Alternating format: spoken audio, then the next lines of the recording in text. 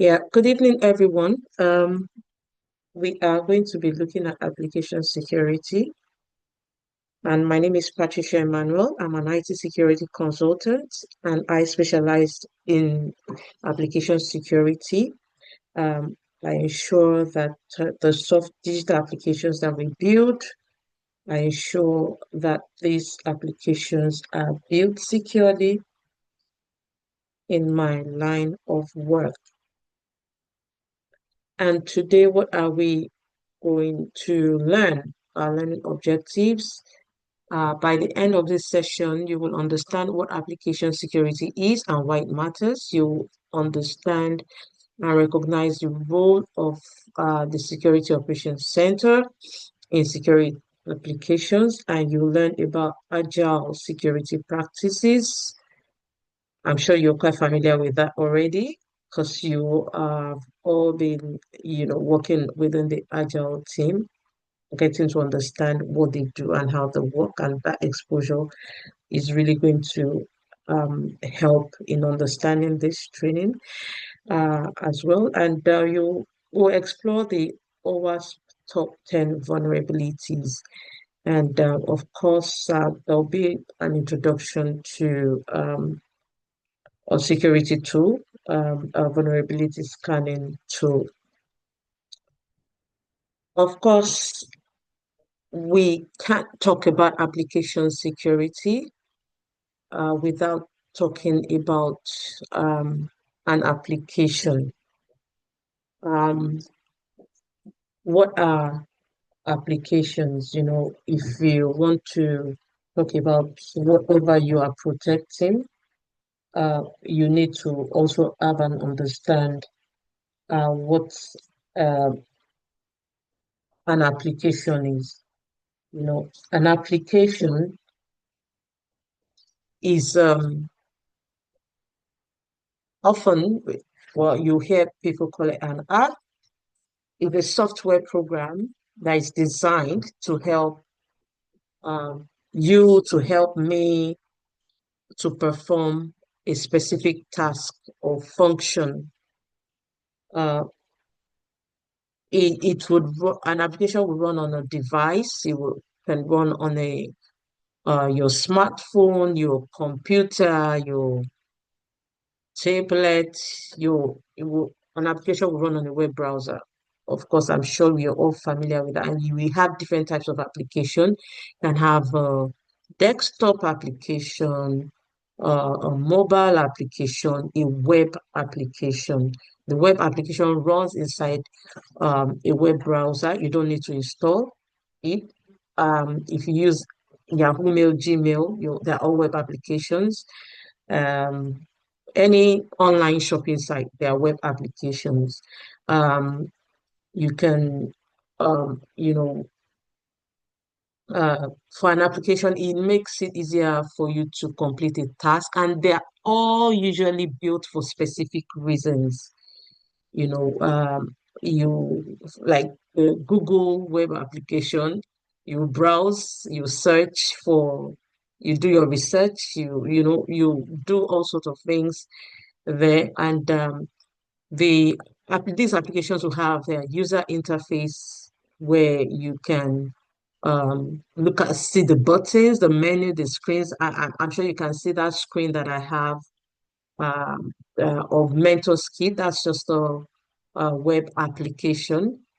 And sometimes application can be connected to other softwares or databases in the background. Some will be through APIs. Okay, so that's just the description. I'm sure you all know what I'm talking about. So you and of course, how do we if you think of your application as a digital system that lets you and I, we are users, we can perform different tasks like we can search, we can do a research, you can chat, we can go on a booking application, web application, we can book flights, we can log into our banking application, we can share pictures, on Instagram, Facebook. So these applications, they include components. They include all sorts of components. And these components, you can have a login form. If you click on this login, say you're on this particular, if you click on the login, there's a login form. You can have search bars. You can have a user profile page. And of course, like I said, that some applications can be connected to other softwares that can be through an API in the background. Bear with me a second.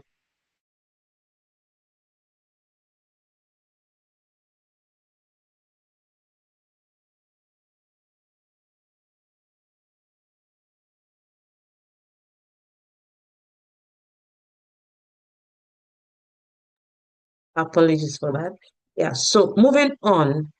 So your application's security refers to the tools, the practices, and the mindset used to secure software applications from threats. It's about building these systems in a way that they are not just functional. You know, when you log in into any application, you expect that when you click on the buttons, they are working as expected. Those are all the functional components. You expect that they are functioning as they do. So we are not looking at these functionalities if they are working or not. But what we are looking out for is how fortified they are. Is the application protected from threats? Does the application have any weaknesses, any vulnerabilities? We want to prevent threats. We want to ensure that there are no potential causes or cause of harm that could open the application from being exploited because of a weakness that they have. And of course, these applications, um, these applications that we're talking about, they can be exposed to weaknesses and threats through different components. And every of the application components need protection. Even from your login form, the login pages, the APIs, they all need protection. And we also have, one second, please.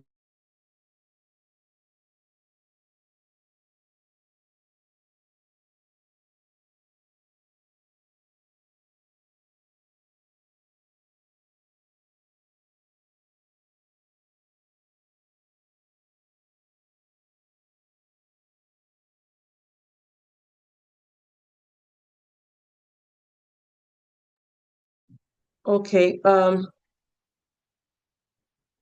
let me, I do apologize for that interruption. I've got,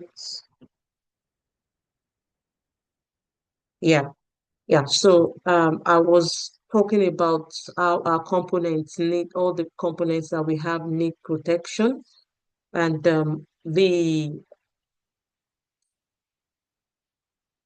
so this protection we're talking about, um, if you look into the CISSP domain knowledge, software development security, that focuses on secure coding.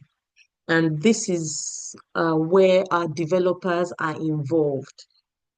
Every application is built by a team of a development team, and these developers, they write the code, they write the program that um, that the program that creates the application, the program that tells the application what to do, and the the the the the threat modeling on the other side is like you creating a map, like a direction of all the ways that a thief could break into your house. That's what modeling means. So you know where to reinforce. So they are able to, the security guys are able to recreate um, the way hackers or the bad actors can try to get into your application so that they know where to reinforce. The other day, you were learning about the MITRE ATT&CK framework, and that's a tool that that also helps to understand how that can happen, how hackers can get into your application, the different tactics and techniques they can use, and that's what threat modeling is about, and vulnerability handling. So vulnerabilities are weaknesses in the application, um, and the a bad actor can access any application at any point in time. They can try to access it, and if they are able to apply all the different techniques and tactics, and of course, if there's a weakness in the system, yeah, they would be able to gain access. So the way you as a security analyst would identify a vulnerability in the system. You know, there are processes and tools that you can use to be able to identify that. You can do that manually, you can do it automatedly. So that is where your role comes in play within the application development environment. Moving on.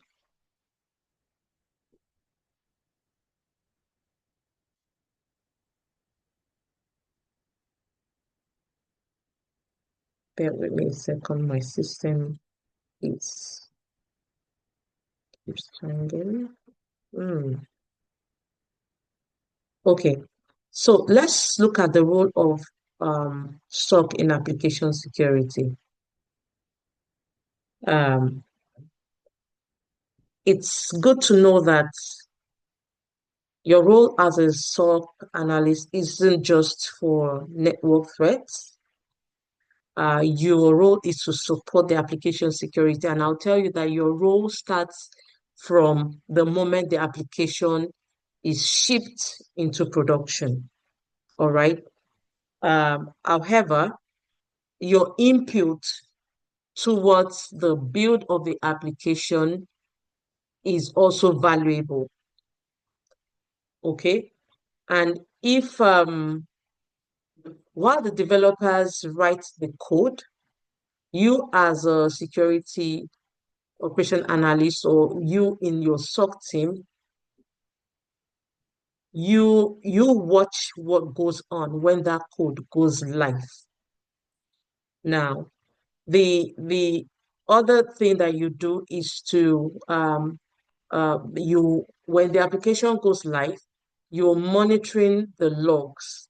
You're monitoring the logs for some exploit attempts. That's the way the bad actors would want to get into the system. And that could be through SQL injection, it could be through cross-site scripting. I have an example here, and you're going to see it.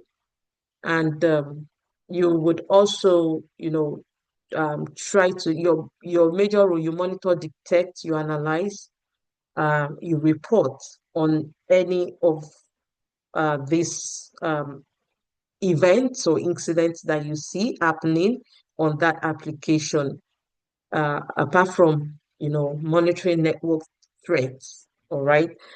And when you also look at endpoints.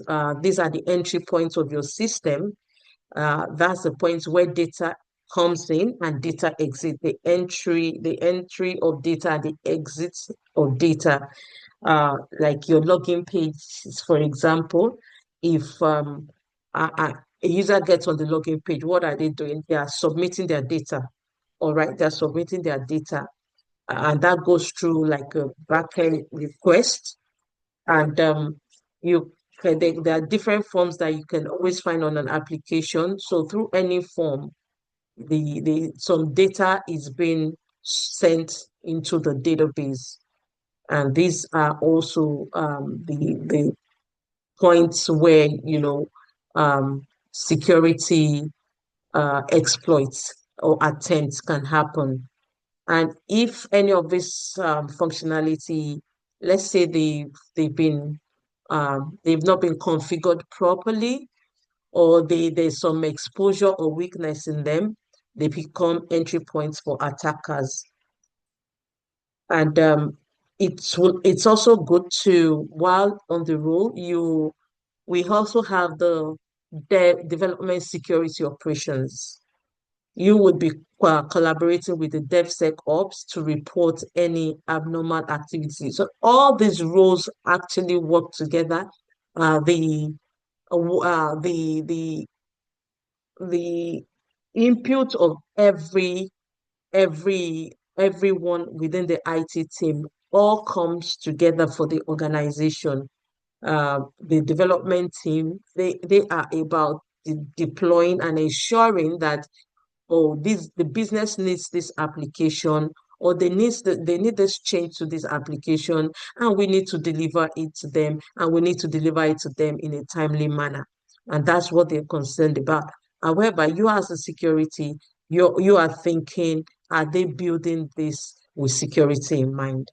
All right. And your role also involves identifying patterns. When the application is live and running, you're identifying patterns and behavior. Um, you're overseeing whatever is going on during the when the application is active. Of course, I'm sure you have your bank application and all that. You can log in anytime you want. You don't usually, you only get the notification that, oh, we are going to be revamping our website on this so date. You will not be able to access it because of this. They will give you the notification. But if there isn't anything like that, that means your app is running smoothly. Whatever time of the day you try to get into your app, you'll be able to get into it, and without any restriction, which is what everyone wants. You want access to your application when you submit your details as an authenticated and authorized user of the application. So the development team, their role in security is around writing their code in a way that they are also they're writing the program with security in mind.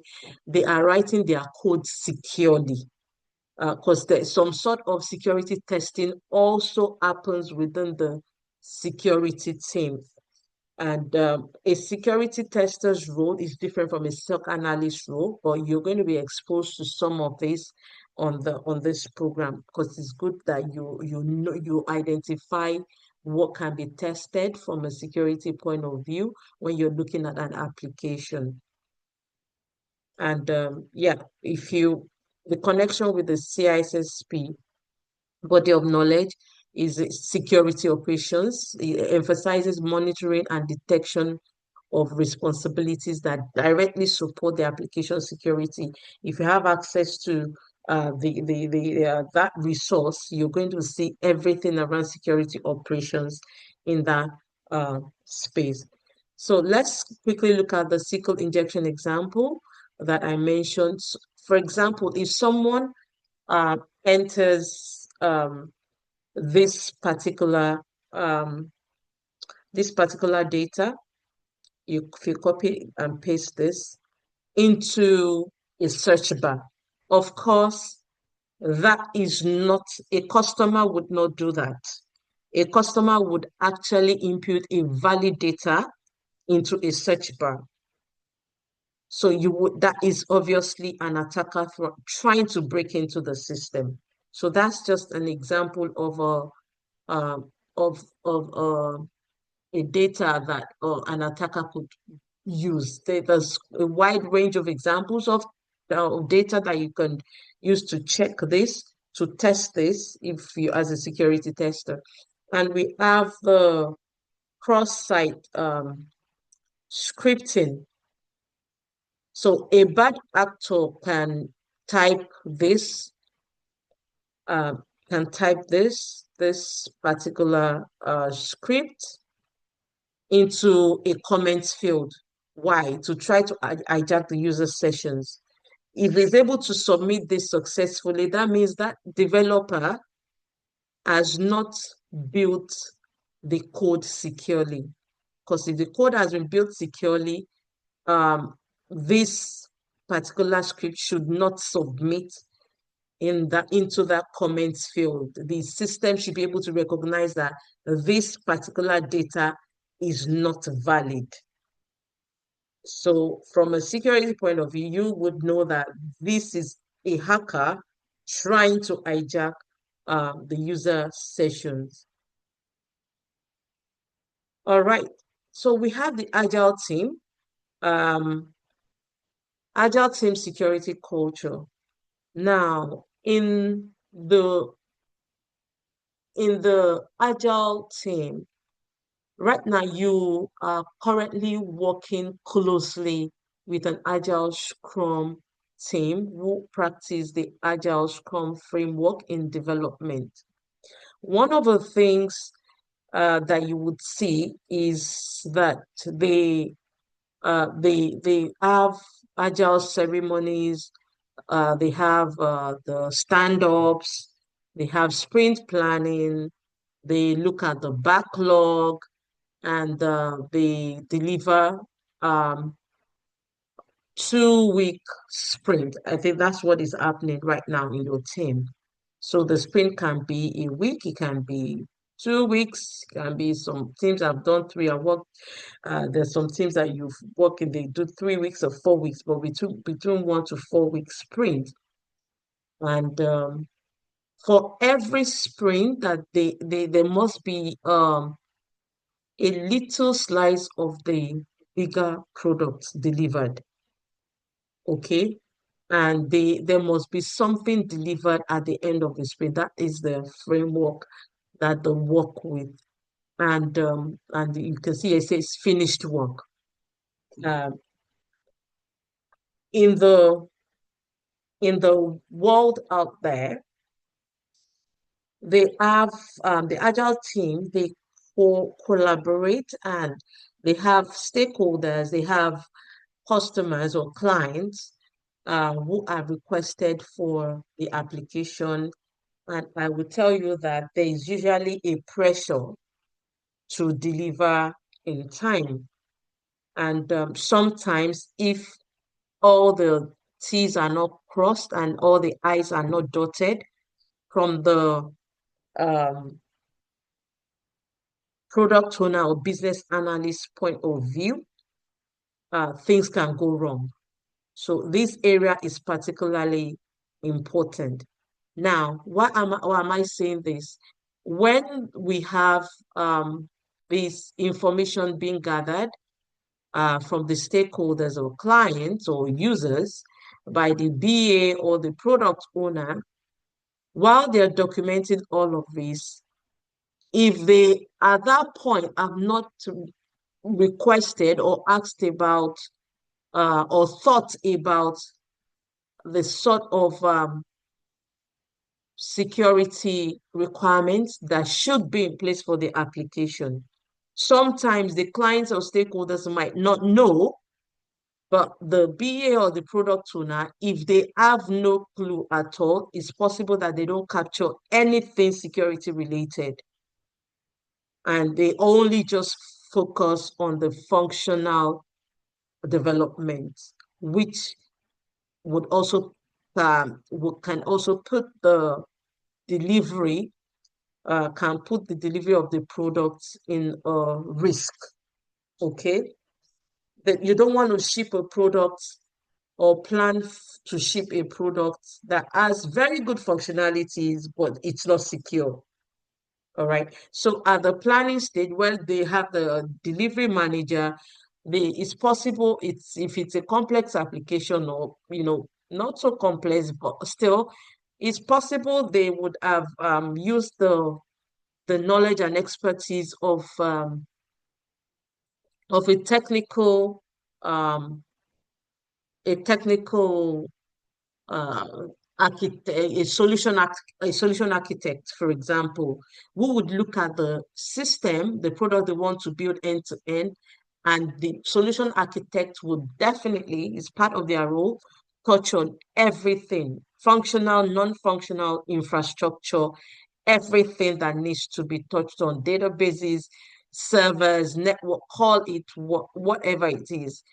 So from there, the business analyst would have been able to pick up anything that would, that would potentially be affect a functionality or a component of the application. And knowing this early from from the initiation phase before the product is actually developed would help any agile team massively. So it's important to know that your role as a security analyst is very crucial in helping development teams look into security when they are also when they are working on products that needs to be delivered. The a, an agile team, you would find them, they move really fast because they're working with time. They are shipping out iteration products iteratively, and but security, you must also move with them. You must also move with them, and moving with them means there's engagement, there's collaboration.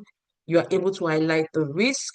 Probably if you've seen a particular pattern of threats um, coming in, or exploitation of the system coming in from where you're monitoring applications, and there's been a pattern. All of these should have been communicated, so that when the development team in the organization are building, they're already thinking about security as well at the initial stage. So we are not leaving it to the end of the till the end of the iteration period.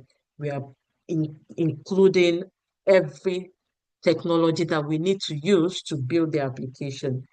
So how does the SOC and security integrate into Agile? So one of it is, really, really difficult, but I've seen teams where we have the security assurance um, resources embedded as security champions in Scrum teams. So your role in that place should be to call out any security concerns. All right. The role of the developer is to ensure that they take your concern into consideration and they use that information in making sure that they build the system with security in mind. And it's also good that the security stories are included in the sprints. They are included in Azure DevOps now. I don't know if you've noticed, you would see that there's a section that highlights any security consideration. So the security champion in the Scrum team can actually put in, oh, these are the I've noticed that we are not looking into this area, and these are the things that I've noticed. I think we need to, especially, for example, I'll give a quick example. Let's say, for example, that we have an application where there are like three different user roles in the application, and we want to ensure that every of this user role is has only access to what they are permitted or authorized to see in the application. So you would expect that when the tester is writing their test cases, their testing can cover the roles, permission, and authorization in that regard. For example, like you have an admin role and and a normal user role. Obviously, anything admin is like a super user. The admin should have access to everything. However, a normal user should not see everything on the screen um, in as the admin user would see. That's just a simple example. And then there are different tools that can be used. There are different tools that can be used. We have static code analyzer. This is used to scan as you write as you write the program, as you write the code. As developers are writing their code, their code is being scanned, and it helps them to actually know if they are writing their code, if they are writing their code um, properly. And I think SonarQube is an example that would also look for like patterns that suggest vulnerabilities. So that can actually scan the code and highlight areas where the developers have not written a proper code. For example, if a developer has written a code and they have had coded password, in their code, or they have written an unsafe a function that is not safe, it's just making an unsafe call that could actually create a weakness in the application. So that is what this is about. There's a culture in the Agile team, but of course, it's good to embed the security culture in the team as well. You could find yourself in any role as a security champion in any Agile team. And of course, you would also know what you are contributing to there. So security in Agile shouldn't be an afterthought. If it's built in, just like the unit testing that the developers do, because when they write their code, they write a unit test to test their code if their functionality is working. The same way, when they write their code, if they have like the security analyzer, static code analyzer installed, that should also, check that they are writing a secure code. Moving on, yeah, we have the OWASP top 10, a um, very popular um, concept. Uh, this, I'm sure, if you've worked or you've worked closely with web application, you would have seen this particular term, OWASP top 10. So it stands for Open um, Worldwide, let's say, Application Security Project. There's a story behind it. You can research it. And what they do is they publish a top 10 list, like of the most common and dangerous web application risk. And it's globally recognized. And what they've done with this project, it has really, really helped. It has evolved as well. There's always a review of this based on the patterns and the consistent consistent events or incident happening with um, any of these security risks that happens on with web applications.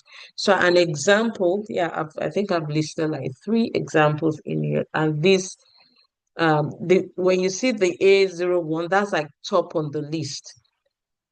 This is the top on the list for the ones. I'll share the link with you so you can have a look. We have the broken access control. You have A05 is number 5 on the list. You have the security misconfiguration. A07 is like number 7 on the list.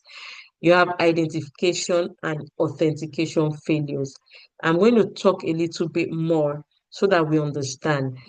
So broken access, a quick example.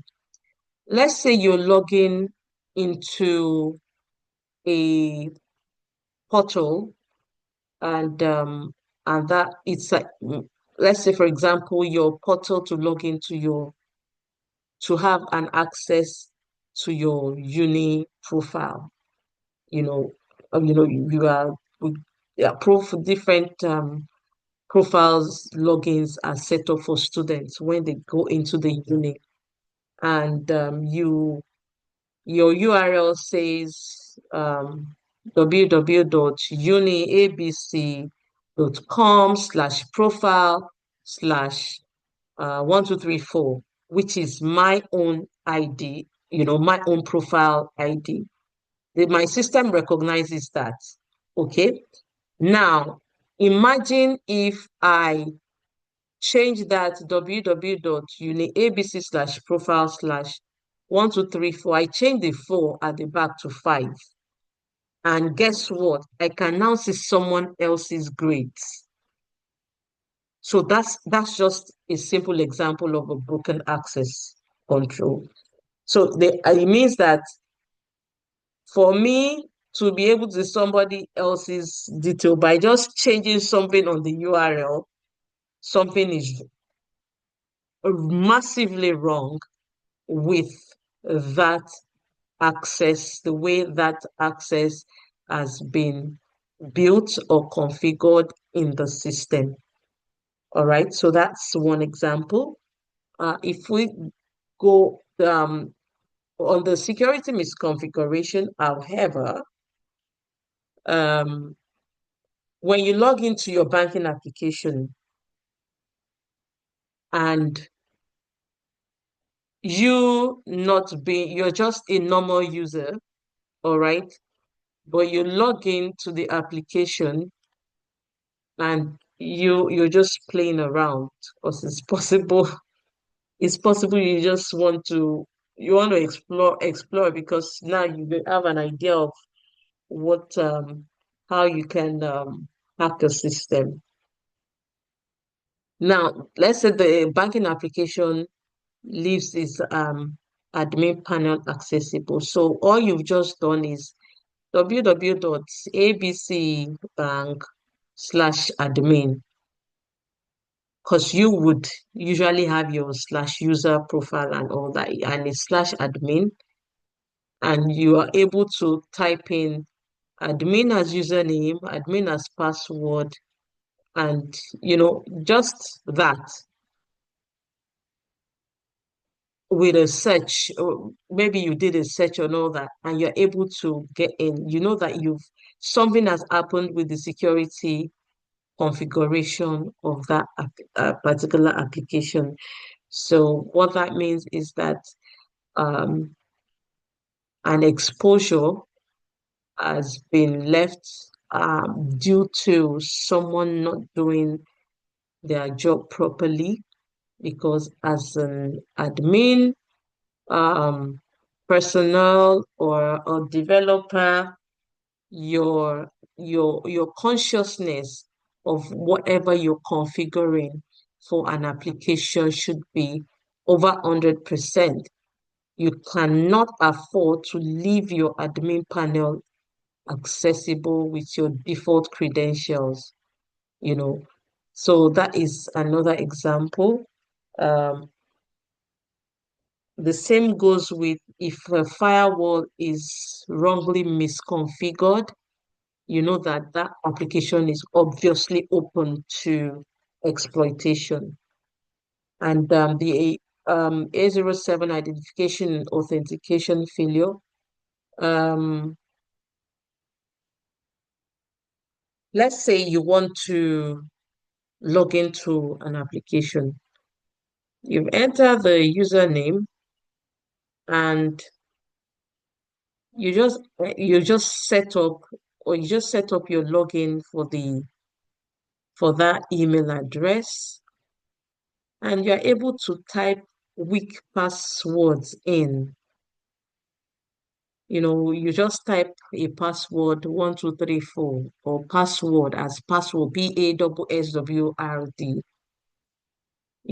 That is absolutely an identification and authentication failure, because that particular functionality is not looking out for your weak password, and you even try to make like 10 attempts, you are not getting any. One second. Is everyone okay? You've made like 10 attempts, you are not getting anything by the time you're entering the third attempt to say you've been locked out. And what that means is that a hacker can brute force that particular application all day, and that would render the application useless. So these are the exact, and of course, from a SOC analyst point of view, these are the kind of issues that you can detect in the logs that would usually send you alerts um, when you are monitoring systems. Okay, let's have yeah, I said I would pause a bit here. Let's have a quick discussion.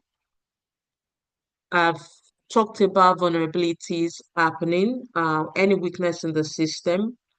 Now, I want us to look at this from you understanding the development, Agile Scrum development team where they are shipping apps, and you with your security hat on. I'm happy if you can, unmute and speak, or if you want to type in the chat, which is okay. So why do some apps ship with high risk bugs? Now, the high risk bugs I'm looking out for here are security bugs. Security, yeah. From the examples I've given, why do you think some apps they just go live, they go into production with high risk bugs? Any thoughts on that? Let's have a quick think about this.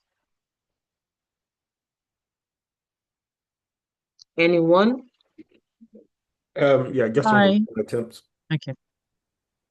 Okay. Um, just from what you said, yeah, I mean, that kind of app appears to have been put together without any input from any security conscious personnel. I mean, there's no security conscious personnel in the member of the team putting together the app project. So they were only concerned about functionality, and that is what they did, and then they ship out the product.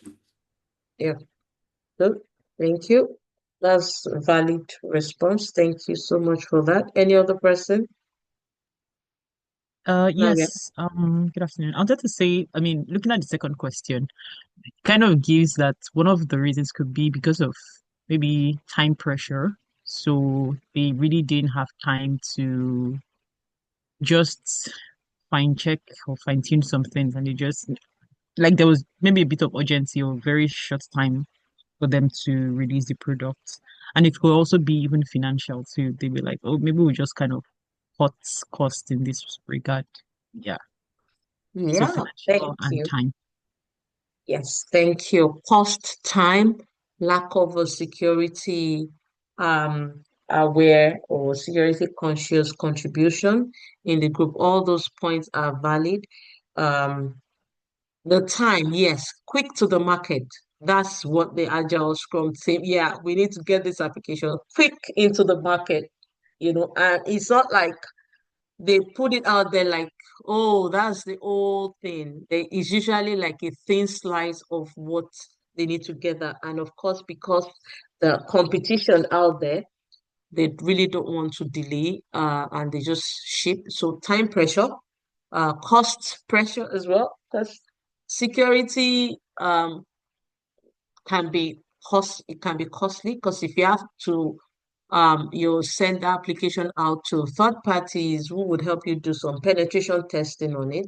And of course, you know that the penetration testing can find vulnerabilities, it can find all sorts, and they would end up not being able to deploy to life for the client or the customers in time. So I think from the moment of planning at the initial stage, if they had a security person in, they would have considered all of that before they promised the client to say, oh, we'll definitely deliver this in 4 weeks, or we deliver this in 2 weeks, and they didn't think about it, or they thought, okay, when we get to the point where we have the old product, then we would consider security. But of course, that could backfire if at the initial deployment to life, the minimum viable product, if the product is failing secure for security reasons, that's going to be a massive loss to the organization.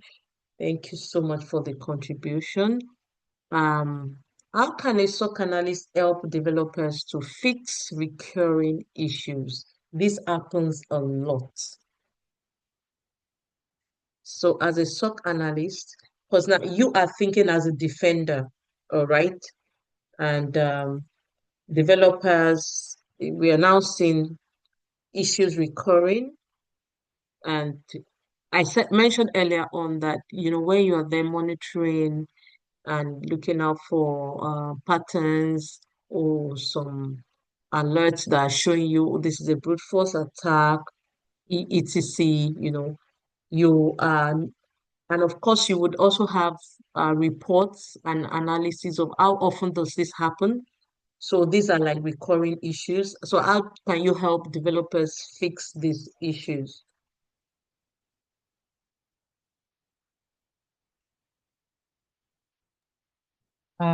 Okay. I don't really know exactly what they can do, but I would say that, I mean, for any illness, whether physical, like a human is ill, you would have to find the root cause, like not treating symptoms or signs, because if you just treated symptoms or signs without realizing what exactly is causing it, you treat a symptom, it will come back.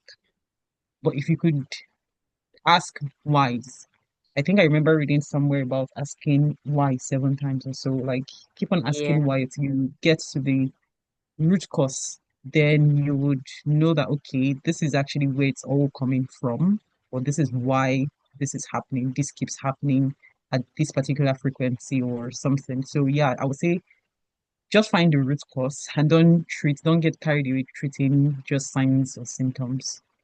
So I would say. thank you so much. That's really, really a valid response. The root cause would actually solve a lot of problem.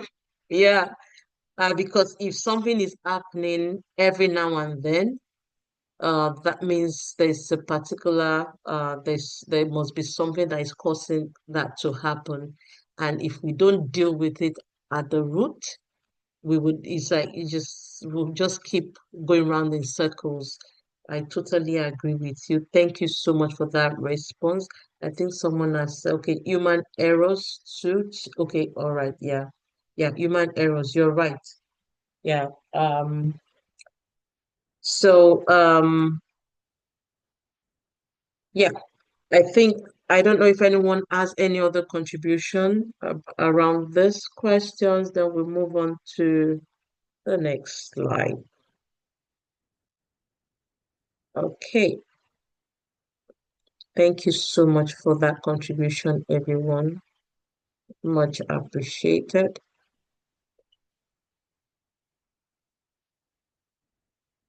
Yeah. So there's this tool. I said I would touch on the tool, at least the tool, and that is a tool that as a stock analyst, it will be good for you to be able to use the tool and also know what it is and why it matters. So the ZAP scanner, ZAP, what does it mean? Is Z attack proxy. It's a powerful tool, really beginner friendly. It can help you to find vulnerabilities in web applications. This topic, the tool actually, it's one of the tools that we use in the advanced team. I just thought to bring it into this particular training so that you already have an exposure to it. So it helps you to find vulnerabilities in web applications. That's just what it does. The way it works, it works like a hacker. In a hacker trying to intercept traffic, um, modifying requests, and actively scanning for any sort of flaws or weakness that you could um, think of. You know, it makes it easy to identify and create alerts for any weakness that it finds. And as a SOC analyst, learning how to use this tool, setting it up, will help you understand what attackers do and how real vulnerabilities, what they look like before they even get exploited. So it can pick up something as simple as the version of a plugin that's being used. Because if that particular plugin has been exploited somewhere else and it's been reported, or maybe on the MITRE ATT&CK framework or some of the web app um, information resource tool, you would actually find it there. It would highlight, it will give you all the details. All right. So that's how intelligent it is. And it also, one of the reasons why I like this tool is because it helps there's a concept of shift left that the developers that is used in the Agile Scrum team. And what that means is that you are testing very early in the development process. You are looking for bugs very early in the development process. And if you're actually looking for bugs very early in the development process, there's nothing wrong in also looking for weaknesses or vulnerabilities early in the development process. So it helps the team shift left. And so while you continue to build on the application every now and then for your iterative delivery, your um your scanning is happening and you're also identifying any sort of vulnerabilities early in the process of development.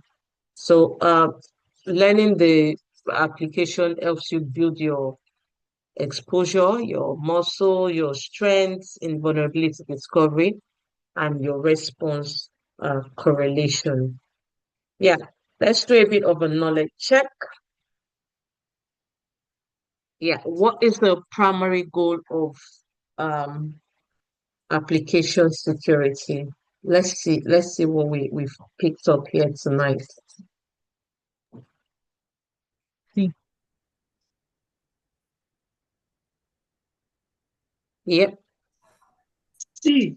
C, okay, to protect applications from threats and vulnerabilities. Yeah. Does everyone agree with that? Yes. Yeah, yes, we do. good. Name one way the SOC supports application security in Agile. How do we support application security in Agile? How? B. Being B, yeah. Yes, B. Why? Because we are helping them to monitor the logs and we're reporting anomalies. Fantastic. Good.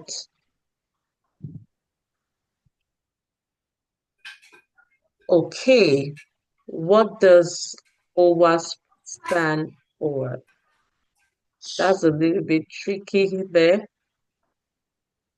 C. C. Open Worldwide Application Security Project. Yeah, fantastic. All right. So from the OWASP top 10 that we mentioned, can you list two vulnerabilities that we highlighted specifically?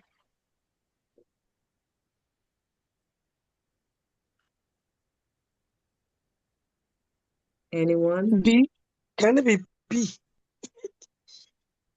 I mean, we talked about A, but I don't know if that was on that Okay, one. I'm going to do a quick recap. I gave you examples of a user trying to A, the answer is submit A. something, A. submit That's A. some That's data. That's A. Yeah, A. That's A. That's A. okay, yeah, Injection. A. yeah. SQL injection and cross-site scripting. Yes, yeah, good. And the final one, what is the ZAP scanner used for?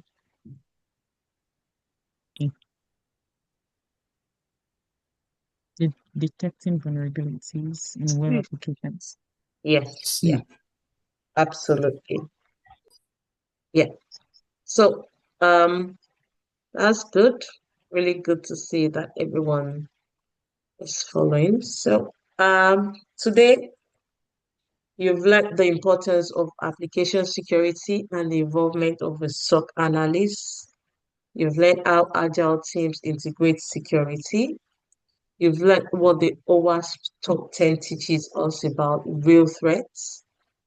You've learned how to you've learned how the ZAP scanner can help you to find vulnerabilities. You've not learned how to use ZAP scanner because we've actually not installed or set that up, but you've learned how the ZAP scanner, what it does. Okay. So next session, we'll look into running vulnerability scans and how to document findings like a SOC Pro.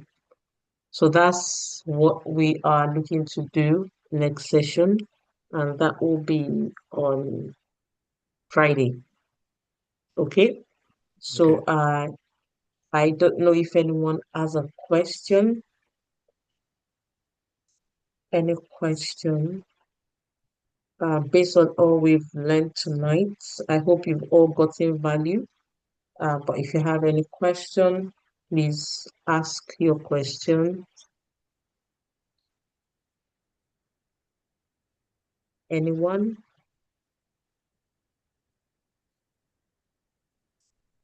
I don't Okay, think Rita. there's any. Okay, yeah. Thank you, Rita. Yeah. Yeah, good evening, Lady Paul. Thank you for that Good. wonderful question. Earlier, during the first part of the presentation, you mentioned I forgot. I wanted to write it down. I remember before now. I forgot it. So what you mentioned was we testing that particular thing either manually or automated. So the question I wanted to ask was apart from all these tools we've used, is there any other I know with penetration testing there are some tools that you can use for that. But with that particular one, if you want to automate it, which I think it was the soft part of it, Okay. what kind of tools do we use for that? And all these ones we've been using right now, they are not classified as automation, right? I would say Okay. like the um Wireshark and Now, the likes. now, Yeah. now. Okay.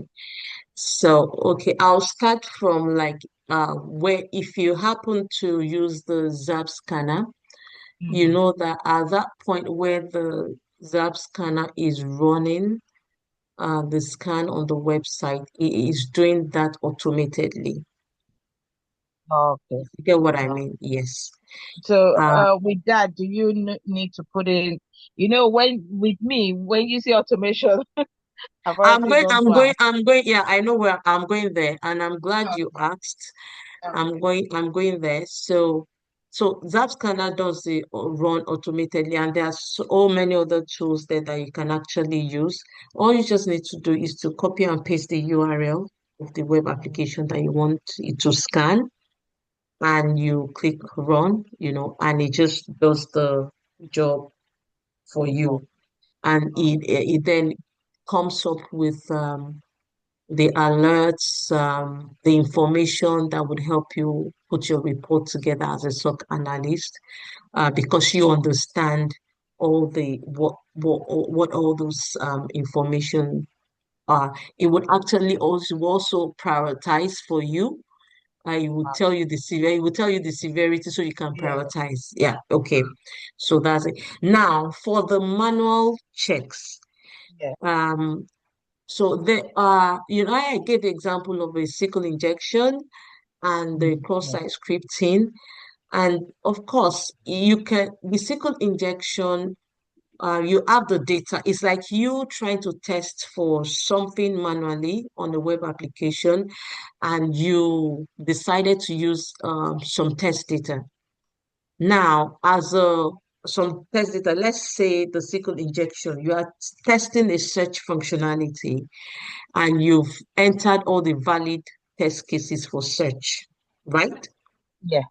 And after I hope everyone is following. I just want to make it as simple as possible. So part of your search test data, you are searching for, let me give an example. You're on Amazon website, you want to buy groceries, and you are doing your search. Of course, you would only search for items that are groceries, isn't it? You search for items that are groceries, and the moment and those items that you're searching for are your test data, okay? And they are valid because you're actually searching for groceries, okay? Now, if you now decide to pick that example that I sent, that I showed on the script, let me see, on the slide. Okay, this is going to be, let's see how quick this go. I just want to go back to that slide. We'll get there. Yeah. So if you decide to go into the Amazon search field and you copy and paste this, please, nobody should try that. Otherwise, they are going to trace your IP. So you don't go to other people's website and, organizations' website and just search that in. You can only try that on any URL that we give you because it's a criminal offense. Okay, so if you copy this and paste it in that Amazon field where you are searching for groceries, of course, you are not a customer. You are an hacker trying to break into the system. Now, Rita, where I'm going with the automation part, you know that when you write automation tests, you would Yeah. input your test data. So you will write your test for the valid scenario and you write your test for the invalid scenario. So when you input this particular data into your scenario, what you've done is to help us check that this invalid data does not go through. That will be your assertion. Do you get it?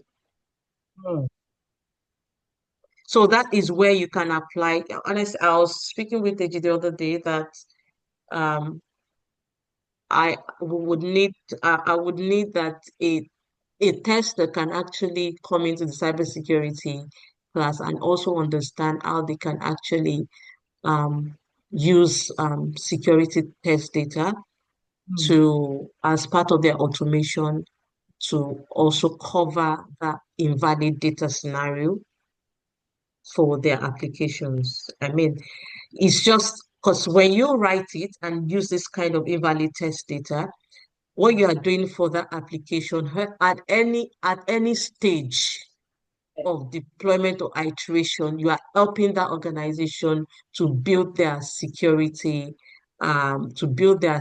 strength. Because if you run it at any point in time and it goes through, then you know that something is wrong with the code. We don't want to wait till the end when we want to deploy into live environment to discover that, or when we pay the penetration testers heavy sum of money to identify that we missed that. So the same thing happens. You have a comment field in an application, and after you've entered all the valid comments, you've typed the number of text. In fact, even you imputing, if the comment field is meant to accept 300 words, and you try to enter like maybe over 301, Yeah. you are also doing the right check because That's like we're bringing in the boundary value analysis. yes, yeah, absolutely. And in fact, you trying to copy and paste like 1,000 words Yeah. into that comment field because that can also cause a session hijack by a hacker.